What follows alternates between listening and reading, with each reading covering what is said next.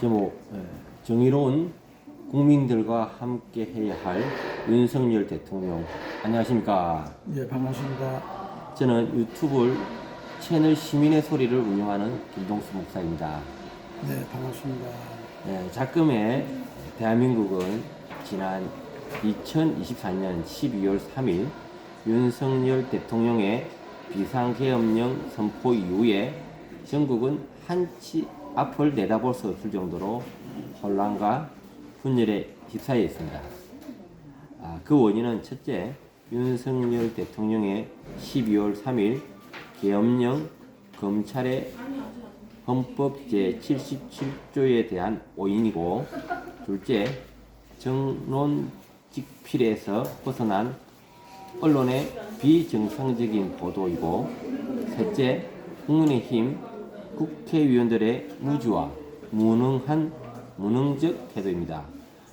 등으로 인하여 일반 국민들은 윤석열 대통령의 12월 3일 계엄령 선포가 대통령의 통치권의 행사인지 혹은 내란인지에 대해서 분명한 기준을 가지고 알지 못하고 있습니다.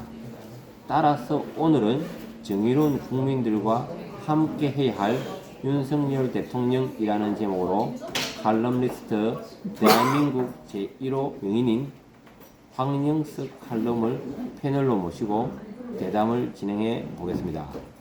황영석 패널은 조금 전에 소개한 바와 같이 칼럼니스트 대한민국 제1호 명인이고 책을 16권을 적수했으며 조선일보 정치토론마당에서 핫 영향력 전국 1위 4년 짱입니다.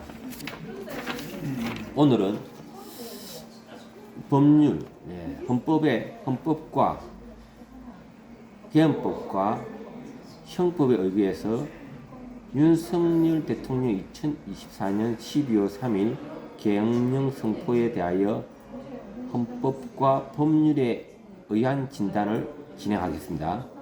황영석 PD님, 네, 반갑습니다. 첫 번째 질문, 헌법입니다. 헌법에 의한 윤석열 대통령 12월 3일 비상계엄령 선포가 합헌적인지에 대해서 진단해 주시기 바랍니다. 예, 반갑습니다. 존경하는 거제 시민 여러분, 그리고 국민 여러분, 우리 김동수 목사가 진행하는 시민의 소리 방송을 많이 애청해 주기를 바라고, 어제에 이어서 오늘은 과연 윤석열 대통령의 12월 3일 계엄령 선포가 합헌적인지 또 합법적인지에 대한 진단을 해보는 시간입니다.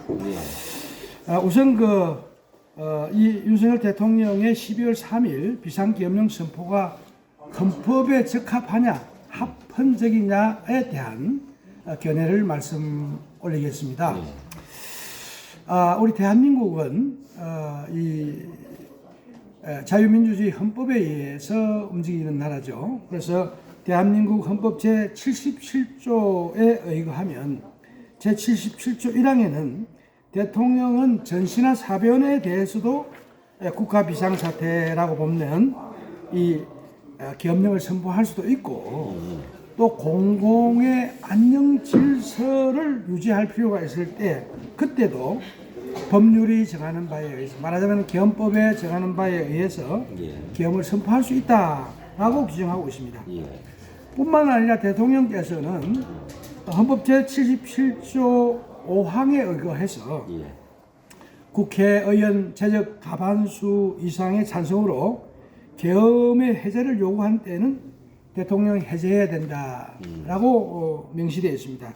그래서 국회에서 또 재적 과반수 찬성으로 계엄 해제를 요구해 왔기 때문에 그때는 또 그대로 수용을 했습니다. 말하자면 윤석열 대통령은 헌법과 법률에 의해서 계엄을 선포했고 계엄을 해제했기 때문에 이 모든 윤석열 대통령의 계엄에 대한 권한 행사는 대통령의 고유의 통치권일 뿐만 아니라 헌법에 의해서 또 각종 관련 법률에 의해서 진행이기 때문에 합헌적이다 이렇게 말씀드릴 수 있습니다. 예. 네. 자, 그러면은 헌법을 조금 전에 첫 번째 얘기, 두 번째는 개헌법입니다. 이 개헌법의 제2조에 의거해서 윤석열 대통령이 이번에 비상계엄령 선포가 합헌적인지 대해서 한번 진단해 주시기 바랍니다. 예, 이번에는 이제 개헌법에 의해서 합법적인지에 대한 진단이 되겠습니다. 네.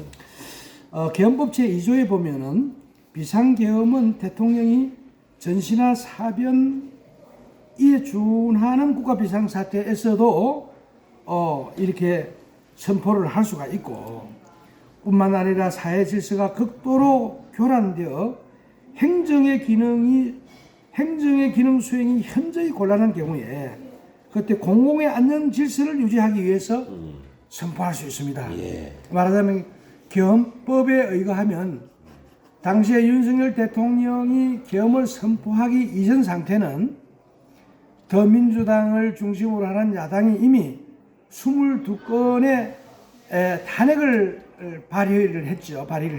예.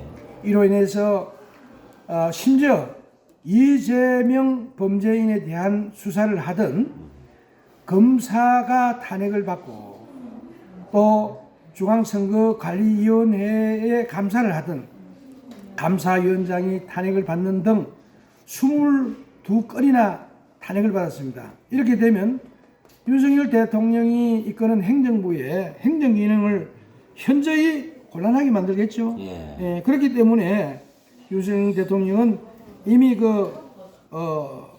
헌법과 법률에 의해서 계엄을 선포했지만 계엄을 선포할 수 있는 구성 요건에도 합법적이다. 예. 이렇게 볼 수가 있습니다. 예. 네. 자, 세 번째 질문입니다. 첫 번째가 우리가 헌법, 두 번째는 개헌법을 알아봤고, 세 번째는 형법입니다. 형법. 이번 윤석열 대통령의 비상계엄이 형법 제 87조 내란과요 동법 같은 형법이죠. 제 91조 국헌문란에 대해서도 한번 진단해 주시기 바랍니다. 예. 조금 전에는 이제 헌법과 계엄법에 의거해서 국가 공공의 안녕 질서를 유지할 필요가 있을 때, 또 사회 질서가 극도로 교란되어 행정 기능이 현저히 곤란한 경우에 대통령 공공의 안녕 질서를 유지하기 위해서 비상계엄을 선포할 수 있다라고 규정되어 있었죠. 예. 네. 그런데 왜 이 대한민국에 혼란이 왔느냐? 첫째는 이 검찰 권력의 법 해석에 오인해 있었습니다. 헌법과 법률 몇 조항이면 알 수 있는 이러한 것을 마치 대통령이 내란에 관련되어 있는 것처럼 오도한 것이 문제고, 두 번째는 문외아적인 언론의 패널들이 아무런 생각 없이 검찰이 하는 말을 반복했던 것이 문제입니다. 그러나 더 큰 문제는 국민의힘 국회의원들이 제 기능을 하지 못하고 있어요. 국민의힘 국회의원들은 그래도 국회의원이라 하면은 물론 국가의 재정을 감사하거나 또 행정부의 권력이나 국가의 모든 권력을 감사하거나 또 뭐 여러 가지 탄핵을 비롯해서 하는 것이 많이 있지만 그 중에서 가장 중요한 기능이 입법 기능 아닙니까? 국가의 법을 제정, 개정 이렇게 폐쇄하기도 하는 이런 역할을 국회의원이 하려고 하면 법에 대해서 알아야 됩니다. 그런데 국민의힘 국회의원들은 결과적으로 무지랭이였습니다. 대통령이 이 국가 질서를 세우기 위해서 중요한 권한 행사를 하면 그것이 일단 헌법적으로 그 다음 관련 법적으로 해석을 정확하게 해야 되는데 제대로 해석을 하지 못하고 대통령의 뜻이 오히려 오인돼서, 특히 한동훈과 같은 그 당대표가 대통령을 배신해서 오히려 민주당과 야합을 해서 대통령을 탄핵시키는 이런 문제가 있지 않습니까? 그래서 이 국민의힘 내 이 반란 세력들이 마치 윤석열 대통령이 내란이 있은 것처럼 하지만 형법 제 87조의 내란을 보면 이 내란이라는 것은 뭐냐면 대한민국 영토의 전부 또는 일부에서 국가 권력을 배제하기 위해서 하는 것입니다. 대통령 자신이 국가 권력인데 자신이 스스로 권력을 배제할 수가 없겠죠. 또한 국헌을 바로 세우기 위해서 국가 질서를 바로 세우기 위해서 계엄을 선포했는데 국헌을 문란하게 할 목적으로 이렇게 할 수가 없겠죠. 또 세 번째로는 뭐냐면은 내란이라는 것은 반드시 폭동을 수반합니다. 이 폭동은 폭력과 이런 각종 이 불법적인 이 파괴 행위를 수반하죠. 그런 것이 전혀 없었죠. 그렇다면 윤석열 대통령은 형법상 제87조 내란과는 아무런 관계가 없습니다. 뿐만 아니라 형법 제91조는 국헌문란에 대한 조항이 뭐죠? 국가의 헌법 질서를 문란하게 했다. 국헌문란. 이것은 그냥 감정적으로 정서적으로 판단하는 게 아닙니다. 첫째는 헌법과 법률에 의한 절차를 지키지 않을 경우입니다. 그러나 윤석열 대통령은 헌법과 법률의 질서를 잘 지켰죠. 그리고 두 번째는 헌법에 의해서 설치된 국가기관을 가압적으로 전복한 이런 사실은 없지 않습니까? 맞습니다. 왜냐하면 6시간은 짧은 겸 선포 해제 기간에 모든 그 국가의 헌법과 법률을 잘 지키고 준수했기 때문에 내란과 국헌문란하고는 전혀 관계가 없습니다. 우리나라의 헌법학자들, 박사들 정말 좀 제발 정신 좀 차려요. 그래서 대한민국이 정말로 참 위기에 있습니다.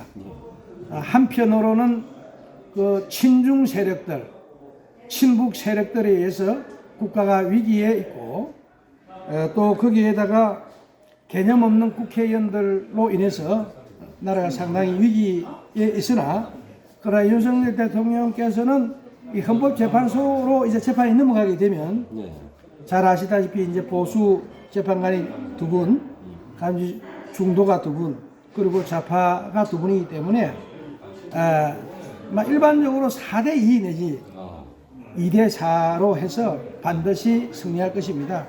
헌법재판소 재판관 6명 중에서 6명 전원이 국회에서 탄핵한 것을 인용할 때만이 탄핵이 되는데 그럴 가능성은 전혀 없습니다. 그래서 윤석열 대통령은 헌법재판소로 가게 되면 99.99% 승리를 하게 되어 있습니다.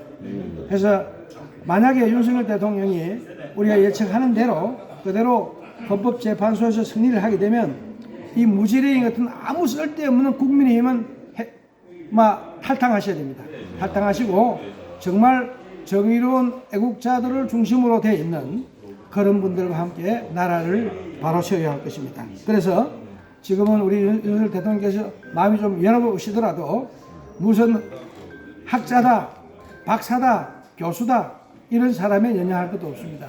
국회의원이나 권력 또 재벌에 연연할 건 더더욱 없습니다. 오직 세계 최고의 교육을 받은 대한민국의 아주 평범하고 정의로운 국민들이 함께한다 하는 사실을 아시고 반드시 이 위기를 극복해 주시기를 바랍니다. 이상입니다. 오늘 말씀을 들었다 보니까 한 2가지 정도가 우리 일반인들은 사실 매스미디어를 들을 때 저것이 사실일까? 예전에 우리 박근혜 대통령 때와 마찬가지로요. 지금 사실 오늘 정확하게 법률 4가지를 이야기했습니다. 헌법 제77조 첫 번째, 두 번째 개헌법 제2조, 세 번째 형법 제87조의 내란, 그리고 형법 제91조의 국헌문란, 이 4개의 법률을 자세히 뜯어보니까요, 사실 우리 일반인들은 이 전문성이 없다 보니까 이것을 지식을 모르니까 계속 언론의 이야기에 호도되고 그러는가 하면서 지금 이런 부분이 많이 이렇게 민심이 이렇게 흘러가고 있어요. 우리 관심만 가진다면은 이 4가지 법을 좀 더 관심만 가지면 이거는 합법적이구나.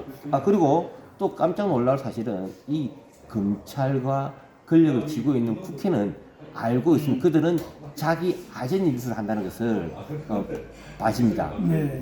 예, 이런 거 볼 때 정말 법률적인 우리 대통령께서 질서와 법률에 의해서 했다. 아, 그것을 오늘 확실하게 알게 되었습니다. 아유, 패널님 감사합니다. 네, 수고하셨습니다. 네, 감사합니다.